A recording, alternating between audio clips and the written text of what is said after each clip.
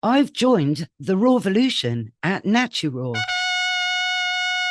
because I know that not all raw food is created equal.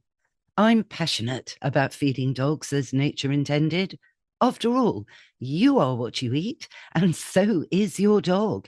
At Naturaw, there are no compromises, no confusion, just real raw food made with integrity and a conscience, offering 100% transparency, supporting British farmers, and only using the highest welfare assured ingredients is so important. They're a certified B Corp and reduce their carbon footprint by utilizing solar power and planting trees. They only use completely plastic-free packaging that's home compostable. Prudence and Mr. Binks are simply loving their nutrient-dense and balanced recipes. So try Naturaw today. Just go to naturaw.co.uk and grab 20% off your first purchase with my code AnnaWebb20. Join the Rawvolution and feed exceptional raw food.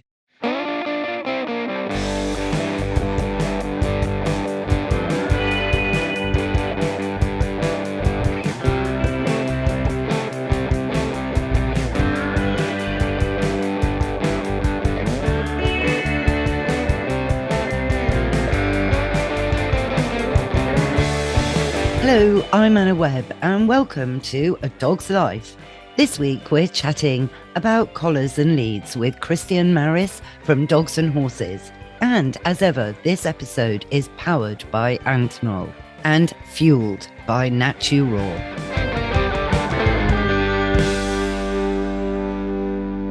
Kristian Maris, welcome to A Dog's Life. It's a pleasure to be here. Thanks for having me, Anna. Gosh, no, it's totally my pleasure because you know what? It's what we're going to be talking about is a topic that we haven't actually addressed at all in 6 years of doing A Dog's Life, which is collars, harnesses, and leads. And Kristian, you are the maitre d', the chief person of a company called Dogs and Horses. Yeah, and so just a little bit of history on that. Yeah, obviously you can tell from my accent that I'm from North America. I'm originally from Canada. I came over to the UK in the 1990s for university, and then rather unexpectedly, I never left. But it's my partner Martin who is really the originator of Dogs and Horses. He comes from a very horsey family, saddlery background. And we had our first dog, Charlie, back in 2006, I think was the year. Yes, well, 2006 was the year.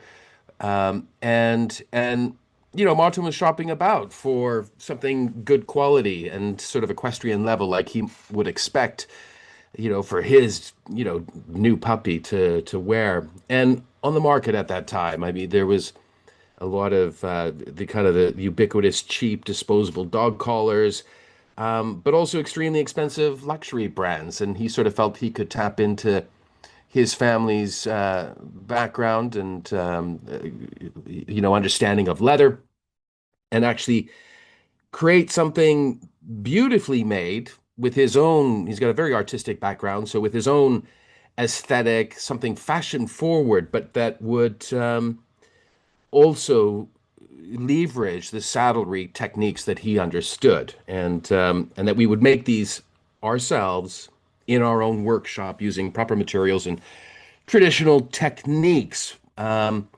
then market these, but at a sensible price, not absurd markups. And somehow 20 years later, we're still here. Well, I'm so glad that you are basically, because I remember buying my my first amazing training lead from you. Now, it must have been when we really first met, which would have been circa 2010 at a dog show in Kensington Palace Gardens. Do you remember? I remember you were there with Joe Good, and Yes. yeah, we had a good opportunity. It was a great show. Those were early days, certainly, for us, getting out and about and taking a stand at the show, and we've done lots and lots of events in the interim. No, I know you're really active, but I was so proud of this lead because, as a behavior training expert, to have a lead that is the double clip end lead, that is so multifunctional, and I absolutely love it. I'd had different ones, not leather ones before, so this was kind of like an investment piece. It was like buying a really cool, good pair of shoes that were going to last me a lifetime. This lead had the same resonance for me. I remember showing my dog training friends at the time, and they were like, wow, because it's so well, I haven't got that one anymore. That one, I think, when I was moving house several times in a phase of my life, I got mislaid, but I am obviously the proud owner of one at the moment, which I love because it's in camel leather and it's divine. Yeah, no, and the adjustable multi-purpose lead is a favorite of mine. I think it's life-changing for a lot of people when they get accustomed to using it and handling their dog with it. Because it's so versatile. You can have your dog on a kind of a longer length lead, about 6 feet, where you can shorten the length of it, throw it over your shoulders, and kind of walk hands-free. So I love it, and certainly still use that lead with my own dogs. Yes, no, 100%. No, it's absolutely lovely. But yes, you're right. I remember the sort of, if you like, in inverted commas, dark ages of around 2006. And prior to that, with Molly, my first miniature bull terrier, there was absolutely nothing on the market. There was a change that hit around 2005, as I remember. But prior to that, I was going to Paris quite a lot. I bought all Molly's collars in Paris because there was absolutely nothing to buy in the UK.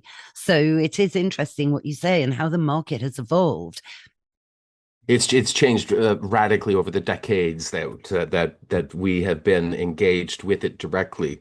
And one other part of it is that I don't know if you want to come to this, Anna, is just sort of about Martin and the grooming side of things, because this informs a lot of our product development. And Martin has like an encyclopedic knowledge of dogs and the breeds. And for me, I was kind of working in the corporate space at the time, but I was able to come into the business because it needed management. And so I was able to do that.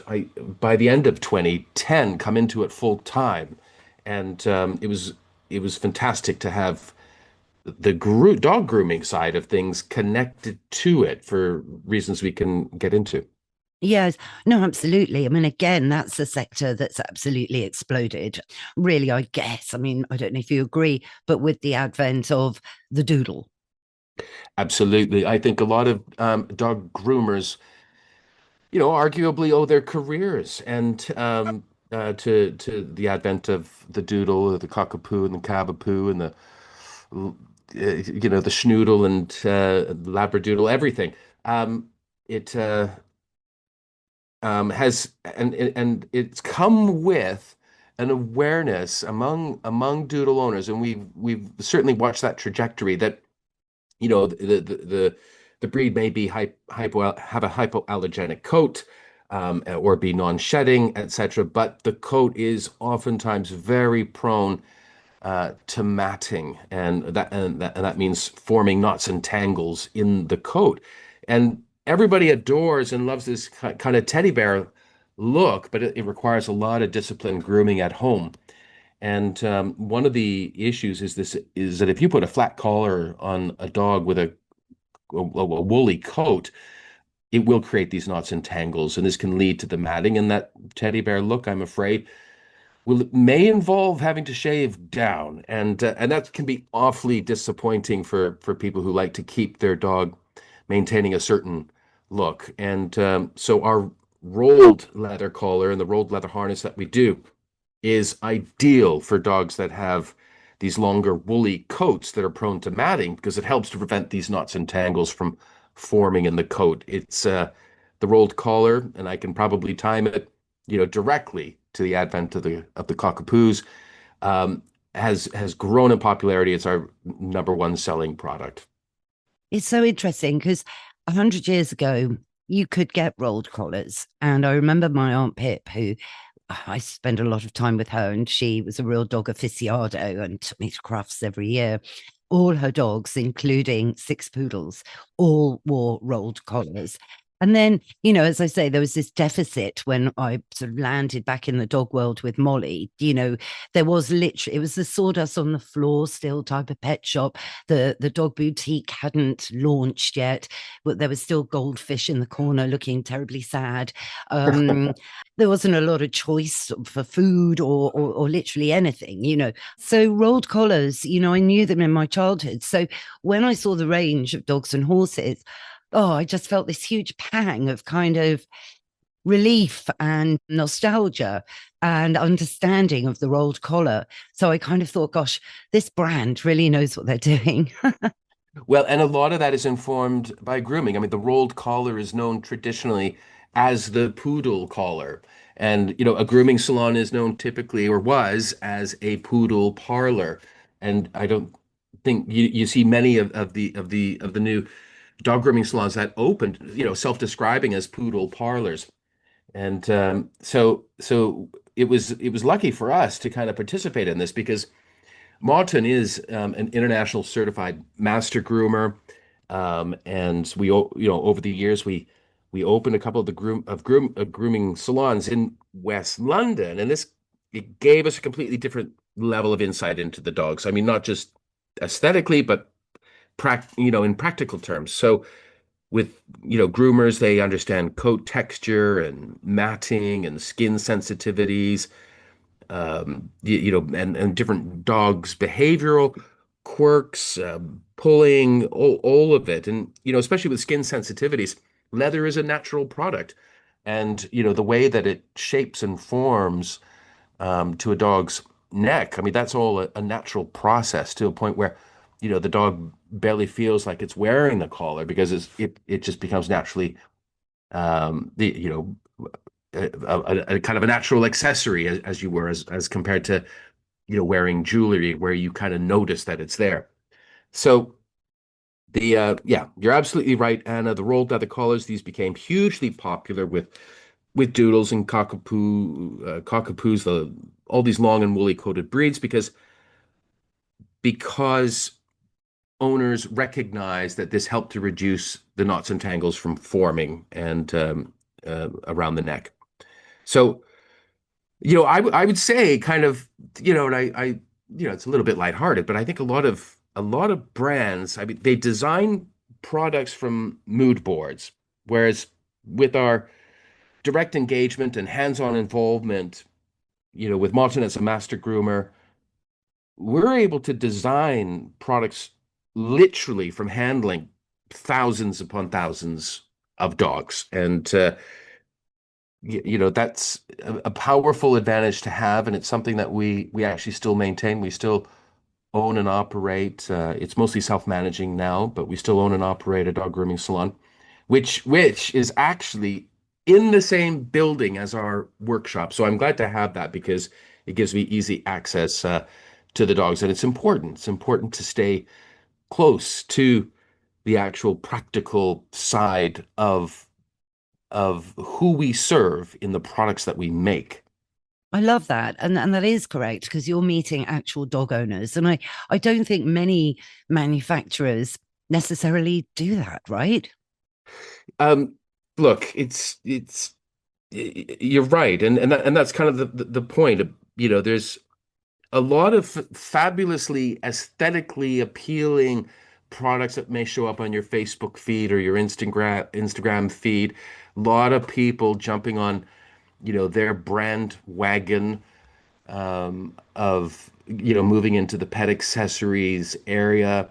That you might have a handbag maker who jumps onto making leather dog collars and leads, but it's a different game. I mean, we started from an equestrian background, and this is an important consideration because when you start with making stuff that's needs to be powerful enough for horses, and then you adapt this to dogs, that's a good starting point versus making a handbag. And with all due respect to all the wonderful handbag brands out there, but you need to, security is the number one thing. And I think this gives us an advantage, having started from an equestrian heritage.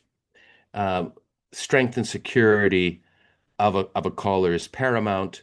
The durability that comes with selecting really good leather that remains reliable and forms a beautiful patina with age, and if it's properly cared for. And then the fashion and the aesthetics come. So I think by accident perhaps, or by luck, we've kind of we've got the right starting point. Oh, definitely. I just love looking at your website because it's a feast for the eyes. Beautiful, beautiful shots of beautiful dogs wearing collars. I could just be on there all day. But you do a stunning hound collar because hounds, conversely to the doodles, do better with a wider collar, don't they, Kristian, because of their thinner necks. So a bit like with Mr. Binks, he actually has hound collars because he's got a very long, elegant swan-like neck. So the wider the collar on a thinner neck, it diffuses the weight of the lead and so on. So it's kinder on the neck. Am I right on that? Yeah, no, absolutely. And there will be some breeds that are prone to what's called trachea collapse, which is a sensitive windpipe, and it's important to protect the dog's windpipe against pressure. You wouldn't want a thin rolled collar on a pulling greyhound, for example, um, because that might have this adverse piano wire effect. What you really need is something that has the width, and so that there's more surface area for any pressure on the collar to radiate across. And the hound collars, I mean, they're specially designed. I mean, for whippets and other sight hounds, um, it's not just about protecting the the the windpipe, but also because of the narrower skull structure, the sight hounds can escape their collar. So it needs to be particularly designed in such a way that that is not easily done. And the extra width also helps to prevent that from happening. No, it's true. And then, I also like and that sturdy collar that you make that is actually padded. You know the one I mean. So it's like kind of great for a Labrador, I would say. It would be perfect for a Labrador. The padded collar that we make was named by the Independent several years running as the best dog collar overall in the UK. And it's a beautiful looking collar. It is our best-selling collar among Labradors. It comes in a good variety of uh, colors. Um, and it's a piece that we're really proud of. And the good thing is, yes, it's ideal for a Labrador, it's good for beagles, but you could also wear it on a golden retriever because a golden has a longer coat, so you might sort of think, oh well, I need a rolled collar to prevent these knots and tangles from forming in the coat. But actually the padded collar has a rolled soft leather edge, and the padding is actually kind of exaggerated, and so it's a soft padded leather lining with this slightly exaggerated padding, and then you get this kind of reveal of the inside color, the shade of leather that is used on the inside, and that's a soft rolled edge, and that also helps to prevent breaking of the coat.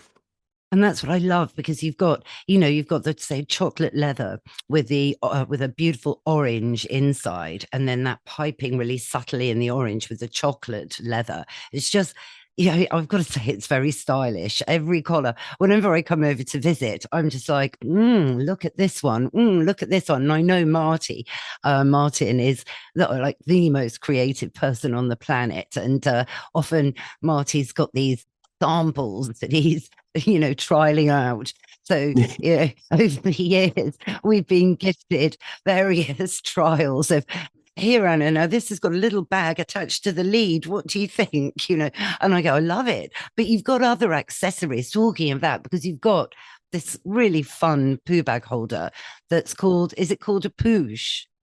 Poosh, yeah. So it's and that was fun, and it's not to be confused with. I think one of the Kardashians also has a brand called Poosh, named out, which is a nickname of her daughter Penelope, I think.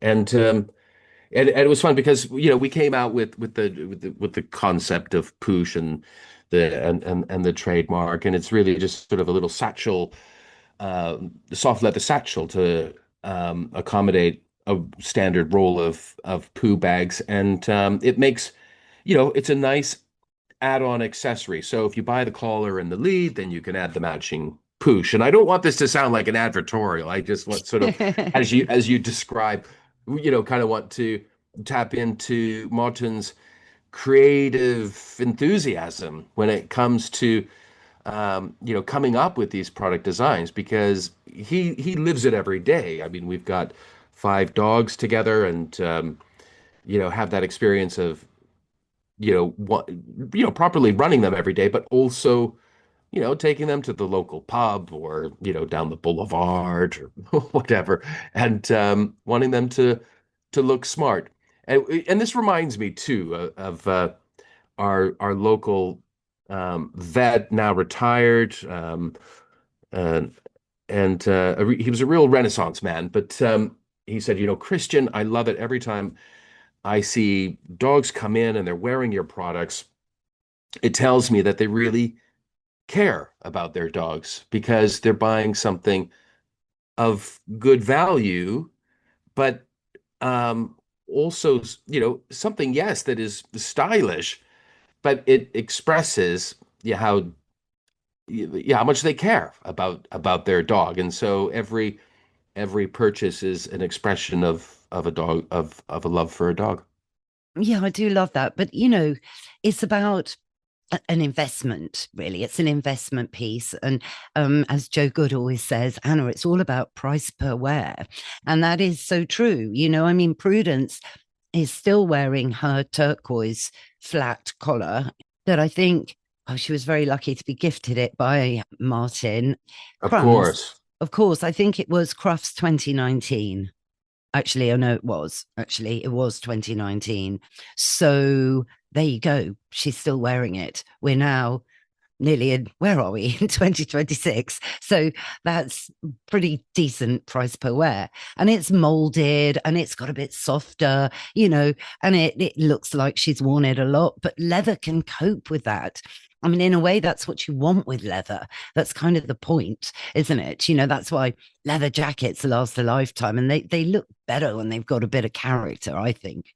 Yeah, no, and I had one of the neighbors to the workshop. I mean, we're not far from St. John's Wood, and he came across with his leather satchel that he had been handed. He was elderly, and he had been given this leather satchel when he graduated from university or something like this, and had been using it for 50 years. And there were just a couple of minor repairs that we had to make to it, but there is something wonderfully satisfying about leather when it's properly taken care of, and the way that it ages. It is durable, and it forms a patina. And I often think as well, and I've had this with my own dogs, with the leather collar and lead set that they've had. How many thousands of miles has that dog walked and run in and had adventures with? And it tells a story, I think, a story that tells 1,000 stories, a product that tells, an item that tells 1,000 stories. Yeah, yeah, no, for sure. And dogs aren't with us that long, so I've got all of Molly's collars still, of course, and they'll never go anywhere. I remember which ones she wore when, and so on. And absolutely, and it was before I knew you, really, Molly. But yes, but we had the training lead, and as I say, that's the thing. I mean, at the moment, Mr. Binks, it's just this confidence that you're going out with your dog and you just know that your dog just looks super stylish, really simple. We've got the lovely olive lead, because you do super rolled leads, just plain leads. So for anyone who doesn't want the training lead that might find them a bit complicated or intimidating looking, although they are the best leads, Mr. Binks has a normal lead and it's in the lovely olive leather. Oh, see, the colors you choose are just off the graph as well. Really stylish. This olive combination suits Binks so well because he's black and tan. It's subtle. It's not too ta-da. It's just subtle and it's so stylish. I have to say, when I say so myself, he looks so dapper. I just hold the lead and I just feel so stylish with him. So, Well, that's yeah. good. And I'm glad for that because that gives like an emotional satisfaction at an aesthetic level, and the fact that you can have that product for so many years. And I think this is what it's about. I mean, we fundamentally reject fast fashion and this disposable sort of culture that tends to permeate everywhere, and things that are mass manufactured in faraway lands that come across to the UK by the container load. And I like the price per wear, concept. And I think it's important to have this. So I think there's, a good ethical baseline to operate from in the making of our products. And even to the point, and I call me old school on this, but I kind of like to say old school, new school, right? Because there's the traditional saddlery, leather, and the techniques, but then there's also the new school, fashion forward, choosing some striking colors and coming up with new designs and concepts, and me handing over to Martin in terms of that creative enthusiasm and energy. And but back to that old school concept, it's like I'm glad we've got a workshop here in London, and I still remember a time of, my parents being able to take something back to a shop and get it fixed. And well, we still offer that. And it's something that I love. And, it's a workshop. It's not a showroom. It's not intimidating. It's messy. Um, my desk certainly needs cleaning. And but it's kind of it's down to earth, and it's about having, and to me that's part of that kind of human connection. And we're doing this, yes, for the dogs, but it's sort of the humans who have to interact on these things. And we've done this very mad thing of offering a goodwill lifetime stitching guarantee on the products that we make. And I say, that's mad. I mean, I can't imagine any other company in the world that makes a product for a dog that says, yeah, you've got a lifetime stitching guarantee on that. I mean, dogs destroy things. So, but we're always open to, if you bought your collar at us from us, at Crufts in 2011, for example, and it's probably gone through several generations of dogs, and there's some stitching that needs repair, and otherwise it's generally good to go, or maybe the metal fittings need replacing and it's reusable for another couple of generations of dogs, then by all means, you're welcome to contact us, and it's easy for us to make that repair. Oh, I love that. That's brilliant. But you're sort of touching on something when people ask me about collars, because a lot of people do for their dogs, new dog owners and stuff. I'll always say I always recommend dogs and horses, but I'll explain Absolutely. why, rather because I had a scary experience with a collar and lead set I bought at some event years and years ago.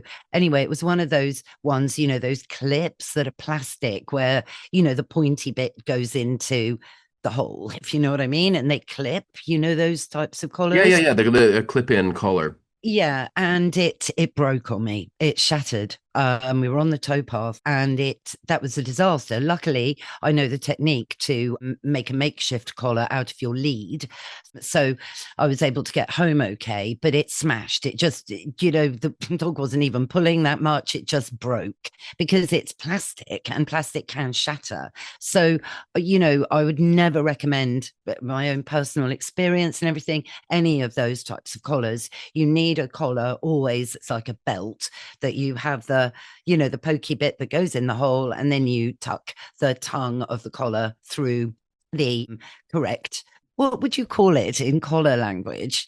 What's Sure. the So, well, what's you had the section of strap that has the holes in it, right? And that's Yep, like that pushes through the buckle where the pin buckle. the pin in the buckle goes through the hole. And you Is need there a good connect? pin. Because Yep. a lot of these have silly pins that are very, very flimsy and not at all robust. Because I've always had bull terriers, so this is a lifeline. The point is, if your collar goes on you or a lead snaps and you're by a main road, anything can happen. So you really need, from a security purpose, to choose well, price per wear, for the safety of your dog. Yeah, and I'm obviously a dog owner, but I use my products confidently on my dogs, and thank God, there haven't been any issues.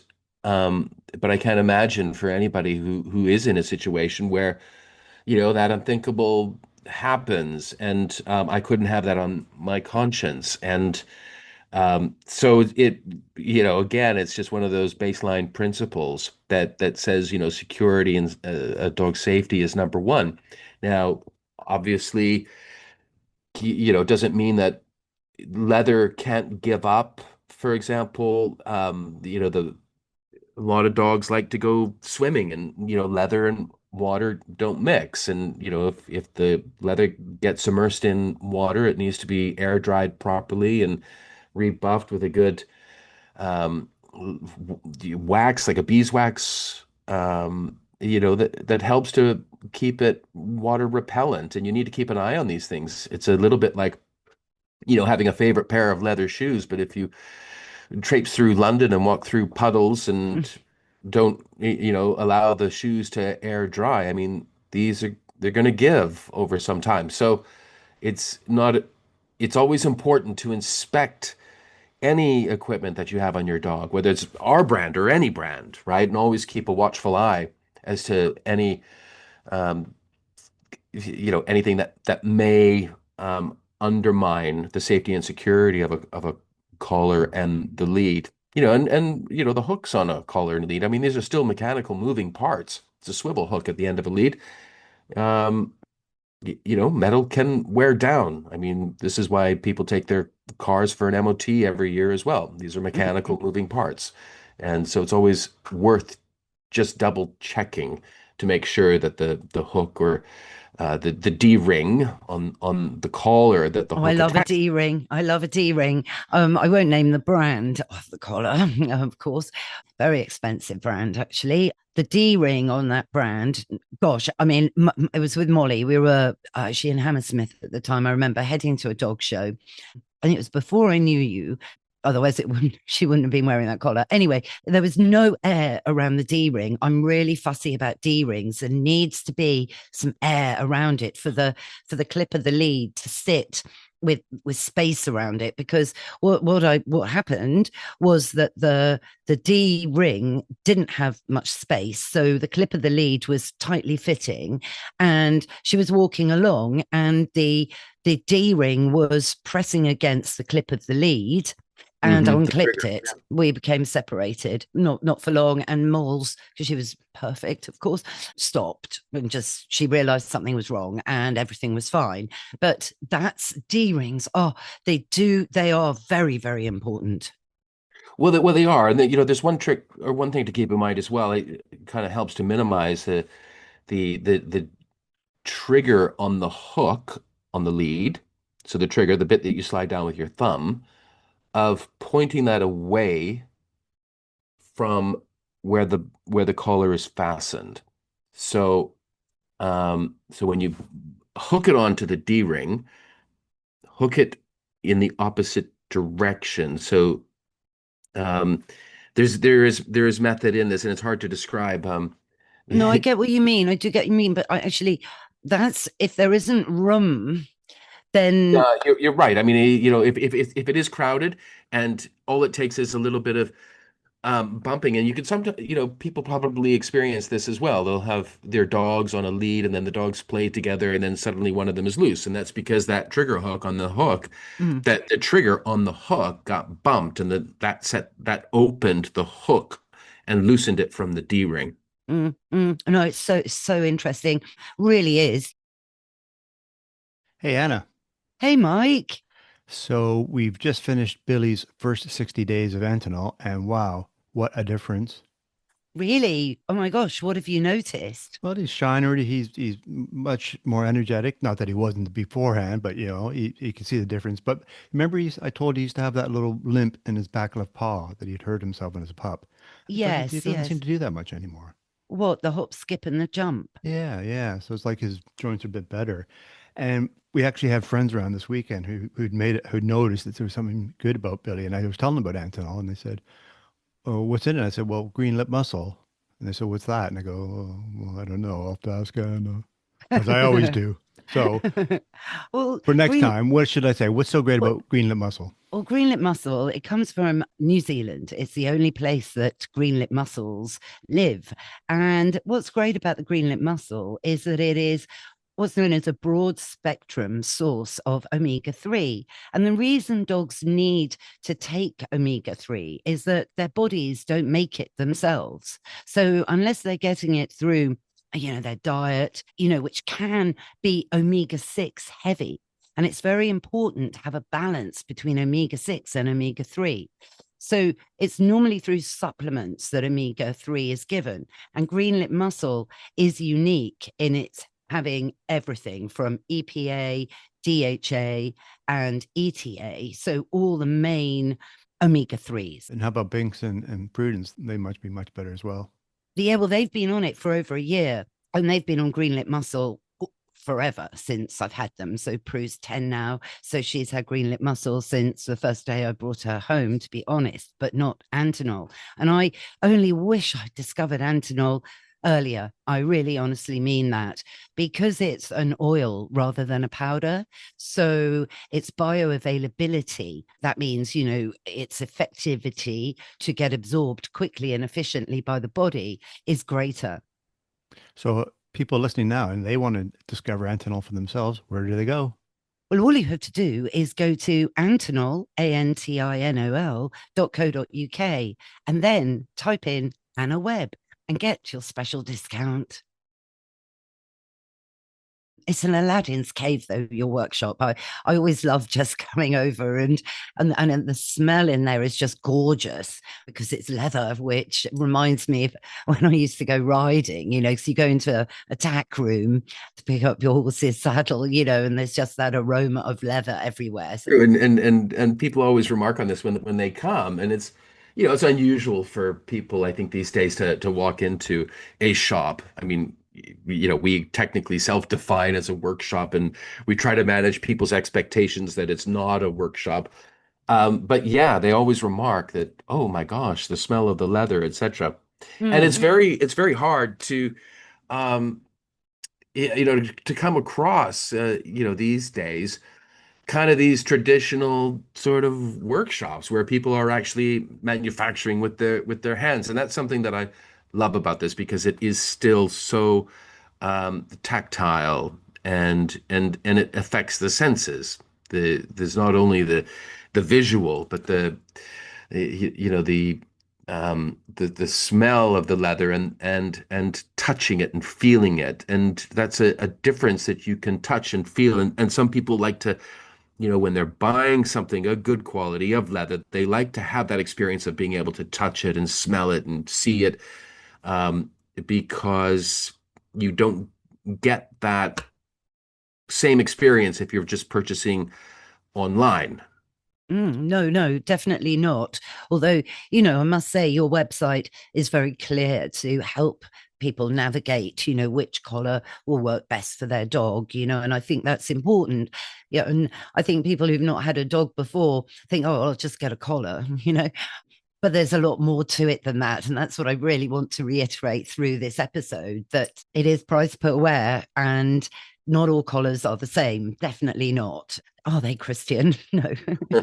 No, you're absolutely right, and I'm glad that you bring that up because we've touched on the fact that rolled collars are good to help prevent knots and tangles forming in the coat. The padded collars are fantastic, across a wide range of breeds.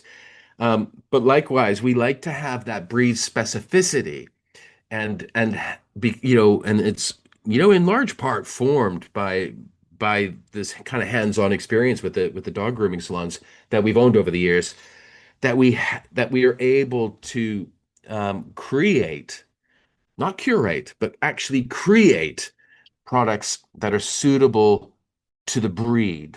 And the sighthound collars is that the rolled collars is that, and and we have so many requests as well. People will ring or they'll email or send us a message on the website saying, "I've got a cockapoo. What would you recommend?" Or, "I've got a Rhodesian Ridgeback. What do you recommend?"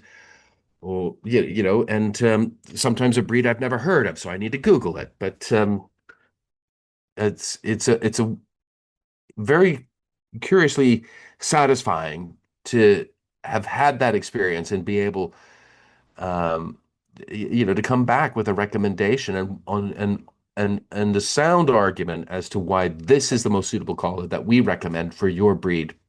Mm, I love it. I love it. And you do a harness as well. And I would say all dogs do need to have a collar because, it is unlawful. I don't think it's illegal, but it's unlawful not to have a dog tag, on a collar. So even if you want to actually walk your dog with a harness rather than clip the lead onto the collar, dogs should still have a collar so that you can have this ID tag in case your dog gets lost. It just makes it a lot easier to get the dog back to you. So there's still a lot of dog theft. Actually, I heard only today that the police actually reckon across the UK that 4 dogs a day are still being stolen. 4 dogs a day are stolen in the UK at the moment. Still, dog theft is still out there. So a dog tag might help the dog be returned if a nice person found you, if your dog is lost, because there's always that thing. Was your dog stolen or has it just got lost? That's always been an argument, So Well, if it, yeah, I agree, and I so totally appreciate the benefits personally of having a dog wearing a collar that has a tag on it because Charlie, my beagle, was mischievous as ever, and he managed to prop the sitting room window open when I wasn't at home, and get out. And somebody very neighborly and thoughtful saw him on the pavement, kind of hovering around the house, a little bit confused as to where he needed to go, but was able to identify from the dog tag my mobile number and rang me, and so I was able to go retrieve him, and it was that's a happy ending, and without it, that might have been otherwise. oh, I met Charlie. He was a card, that old English word, a character. But Yeah. oh, Christian, but you also are very kind to me. And what you also make in your amazing Aladdin's Cave workshop are the long lines, which people can buy on my website. Yeah, no, and I'm glad for the collaboration, Anna, because as you know, I walk Henry, my Australian Shepherd, every day, and your long line, which is 5 meters long, it's made of biotin, and it's available, I think, in the bright orange or the fluorescent yellow. So it's very uh, other people can definitely see it, right? And which is good as well. So I'll walk Henry and he'll be walking on the long line. So I'm not holding it, and he'll Exactly. he'll traipse along. And what I've discovered, Anna, so this is to your credit, that it actually sort of creates this kind of natural distance between us where he always stays within the kind of approximate allowable range for me easily to grab it if I need to in case I see something that may be worth taking him closer to my side, some potential for danger or risk. And Mm, mm. and that's happened countless times. I do it because you've got to stay vigilant on a dog walk, and I think your long line, which is wonderfully cleverly named My Line by Anna Webb. You named it. That was your idea, and it is a very good idea. But what's good about it, where it stands out, is I remember we were discussing it, and you were saying, right, we need a safety clip. So the actual clip is pretty good. Sometimes I find it quite difficult to get it off, actually, because everyone's in a hurry. So the clip is it's great. It's a security clip, isn't it? Yeah, they call it a snip, a trigger snap or a scissor clip, and yeah, so no, it's very useful. I mean, you really kind of have to like push down with your thumb on the lever to open it up properly. And what this does is, if your dog is running on the long line and maybe runs through some bush or whatever, there isn't that same risk if you use a traditional clip of of the trigger getting snagged open, for Yeah. example. Yeah, it's so useful for training, recall, walking to heel, but recall in the park, so if your dog's distracted and with, over 50% of dogs not having a recall at the moment, that is an official figure. It's a way of just keeping control of your own dog, which is all you can ever do. And that way, if your dog isn't in the mood to be bombarded by a complete strange dog that has no recall, at least you've got control of your own dog, which I think is very important. Well, very important.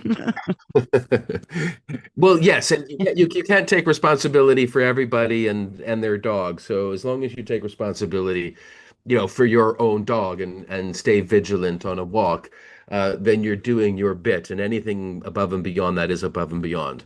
Yes, and I must just say, rather than these nylon long lines, which I remember, gosh, I actually thought my finger had come off my hand because I was working with, it wasn't my own long line and it was one of those nylon ones. Oh, God. And it got caught around my finger, and it was a large Labradoodle, and it pulled as a strong, big dog can do. And I honestly thought my finger had gone with the dog, but a whole layer of the skin of my finger had gone with the dog. And it Yeah. was so sore. And that was a nylon one. Yeah, no, So, you were not alone in this kind of complaint. I think I remember hearing years ago that on a Saturday morning, the number one visitors to an emergency room, like the A&E at a hospital, were people who managed to slice their thumbs or fingers with a knife cutting bagels, and then number two was something of people who had managed to kind of like cut or damage or break their fingers because of a dog lead, whether it's the extendable variety or otherwise. Yes, those extent they're very wiry. I mean, all sorts of things can happen with those. And of course, if you drop that, what happens with the handle? It goes full speed back to where it's clipped to, which is your dog's neck, and can really do some damage, particularly if you've got a small dog. But let's not go there. I would say that all good dog trainers would never recommend an extendable lead. And so that's a thought for everyone to consider. I will let you make that point, Anna. Yes, yes. Oh, it is a point that lots of people I know will back me up on. Well, I urge everyone to just feast their eyes and go to dogsandhorses.co.uk and feast your eyes on beautiful photographs of beautiful dogs wearing beautiful collars. Well, that's a lovely endorsement, Anna. It's great to have you as an ambassador and advocate for not just for the products, but also kind of I think for the philosophy behind dogs and horses. And I hope and believe that we remain authentic and true to it. I think it's really about with this rejection of disposable culture and by using a material, leather, as a natural material that is durable, that we are making fewer things, we're making them properly, and we're letting them last. And I think that at risk of sounding a bit too earnest about these things, it's like that's got to be the way forward. And I despair at times, uh, about the cynicism of mass consumerism, unbridled, pardon the pun, of mass consumerism. So I really appreciate you taking the opportunity to share our story on your platform. Oh no, it's total pleasure. Total pleasure. I totally, I'm so grateful to Dogs and Horses for making proper collars. They're the only ones I'll ever use. And we do love that olive leather. It's super stylish, all the colours. But we've also got royal blue, we have turquoise, we have a tan. Binks has also got a burgundy collar. I'm trying to think off the top of my head. So we're very, very spoilt. Well, and let it always be thus. I think one thing I often say is, get a shade of leather for every day of the week, all 9 days. It's like 9. No, yeah, definitely. Daytime and evening. Thank you so much, Kristian. It's such a pleasure. Thank you, Anna. That's our show, everyone. I hope you enjoyed it. If you did, go on, rate and review the show wherever you tune into your podcasts. Thanks again, of course, to Kristian Maris for joining us, and all the links to Dogs and Horses are in the show notes below. Thanks also to Mike, my producer, for all the music and production as ever. And why not visit my recommends page on my website to redeem your discount codes for both Natu Raw and Antonol. And go on, subscribe, because that way you'll never miss another show. Bye for now.